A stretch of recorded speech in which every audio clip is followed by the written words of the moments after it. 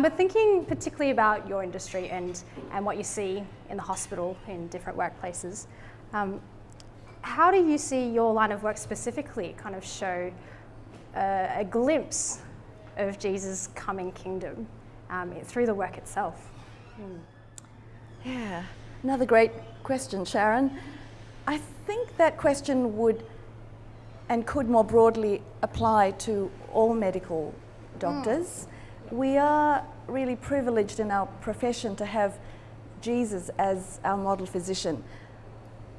You know, I love reading the healing miracles in the Bible, because in the Gospels they speak of the new reality that here in the person of Jesus, the kingdom of God has come, has been inaugurated. And we remember from Luke chapter 7, where John the Baptist was in prison, and John sent his messengers to Jesus to ask, oh, are you who is to come, or do we wait for another? And Jesus sent back the messengers saying, tell John what you have seen.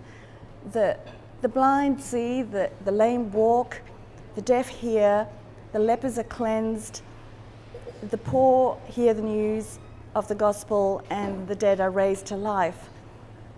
And what an amazing hope that is. And although endocrinologists don't really see those kind of miraculous healings of lepers and so on, I'd like to think that in some small way, as I help my patients manage their sugars, their diabetes, or their weight, or their hormones, that I can help them to experience life more fully, health more fully, so that they can enjoy their relationships, be more productive at work. And you know, if we think back on the early days when Christians were so inspired by the example of Jesus that they set up hospitals to care for the sick and the dying. We've got to remember that in the ancient dualistic world, the spirit was everything.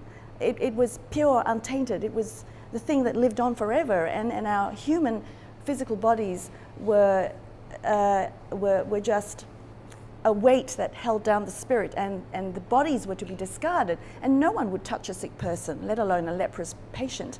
You might have heard of the Christian surgeon Paul Brand, who spent his life refashioning leprous hands and feet so that these poor lepers, who were often ostracized and cast off to lives of destitution, could at least have their lives reclaimed.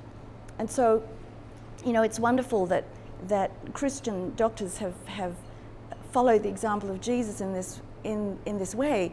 In fact, the WHO definition of health is not absence of disease.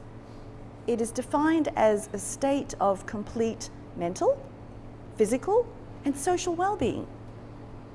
Now, if you think about it, that's really an aspirational definition that I don't think can be fulfilled until we get to heaven. How wonderful that actually in that final day, as Andrew mentioned in Revelation, there will be no more pain or suffering or death or mourning. Praise be to God. Yeah, thank you for tying that together, particularly with specific examples from your industry.